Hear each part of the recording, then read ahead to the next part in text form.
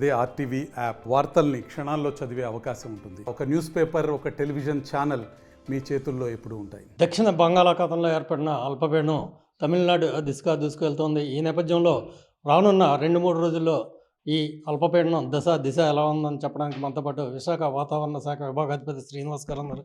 Sir చెప్పండి, ఈ మధ్య బంగాళాఖాతంలో ఏర్పడిన అల్పపీడనం ఏ దిశగా సాగుతుంది, దీని ప్రభావం ఎంత ఆంధ్రప్రదేశ్ మీద? ఆగ్నేయ బంగాళాఖాతంలో ఏర్పడిన ఉపరితల ఆవర్తనాల ప్రభావం దృష్ట్యా ఈరోజు central parts of south bay of బెంగాల్లో మరొక అల్పపీడనం అయితే ఏర్పడింది. అదే ఇక్కడ మనం శాటిలైట్ పిక్చర్లో కనుక దీని యొక్క పొజిషన్ చూస్తే ఇవంతా కూడా ఈ అల్పపీడనం చుట్టూ ఉన్నటువంటి మేఘాలు, ఇవి కన్వెక్టివ్ క్లౌడ్స్. ఇక్కడ అండి ఇదంతా సౌత్ బే ఆఫ్ బెంగాల్ ఇదంతాను. దీంట్లో ఇక్కడ central parts of south bay of Bengal ఇక్కడ ఏర్పడింది. ఇది క్రమేపీ బలపడుతూ వెస్ట్ నార్త్ వెస్ట్ డైరెక్షన్లో, అంటే ఈ డైరెక్షన్లో వెళ్తూ తమిళనాడు కోస్ట్ని నెక్స్ట్ కమింగ్ 2 డేస్లో చేరే అవకాశం ఉంది.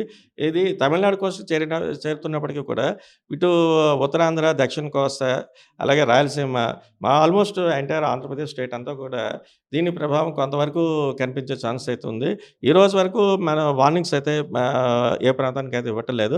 రేపటి నుంచి చూస్తే అక్కడక్కడ ఇటు ఉత్తరాంధ్రలోని, దక్షిణ కోస్తాలను కూడా ఒక మాస వర్షాలు, అలాగే 1-2 చోట్ల అంటే పట్టులలో నెల్లూరు అండ్ తిరుపతి, ఈ 2 జిల్లాలకు అయితే ఒక భారీ వర్ష సూచన అయితే రేపటికి ఇస్తున్నాం.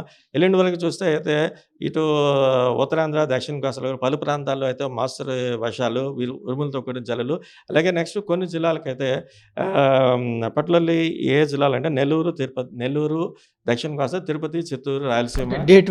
డేట్ వైజ్ చూస్తే మనం 18th అని మనం చెప్పుకోవచ్చు. 18th నెల్లూరు, తిరుపతి, చిత్తూరు, అలాగే ఉత్తరాంధ్రలో ఉన్నటువంటి విశాఖపట్నం, విజయనగరం, శ్రీకాకుళం ఈ జిల్లాలకైతే 1-2 చోట్ల భారీ వర్షాలు, అలాగే ఇటు 18th వరకు చూస్తే ఇటు ఉత్తరాంధ్రలో, దక్షిణ కోస్తాలో ఉండి రాయలసీమలో కూడా పలు ప్రాంతాల్లో ఒక మాస వర్షాలు, విరుములతో కూడా జల్లు, అలాగే నెక్స్ట్ 19th ఫర్దర్గా 19th కూడా చూస్తే దీని యొక్క ప్రభావం మరింతగా కొంచెం పెరిగే ఛాన్సెస్ అయితే మనకి ఉన్నట్టుగా మనకు గుర్తిస్తున్నాం.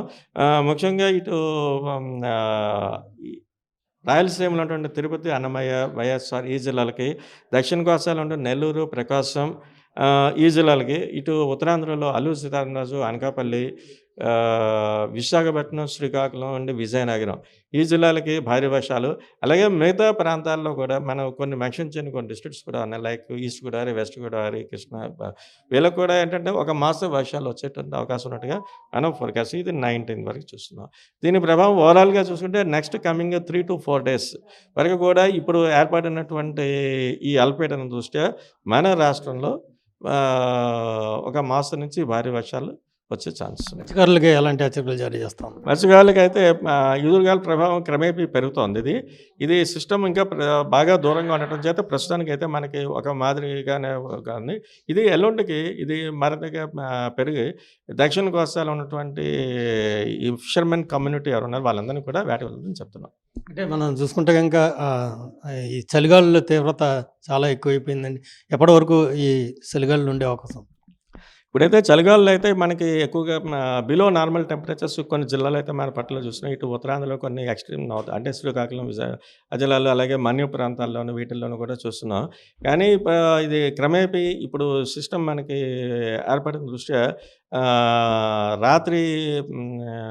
రాత్రిపూట ఈ టెంపరేచర్స్ 2 to 3 degrees పెరిగే ఛాన్సెస్ అయితే ఉంటాయి. అంటే మన వైజాగ్ బీచ్లో కానీ చూసుకుంటే సముద్రం వెనక్కి వెళ్ళిపోయినట్టుగా కనపడుతుంది. ఎందుకు జరుగుతుంది?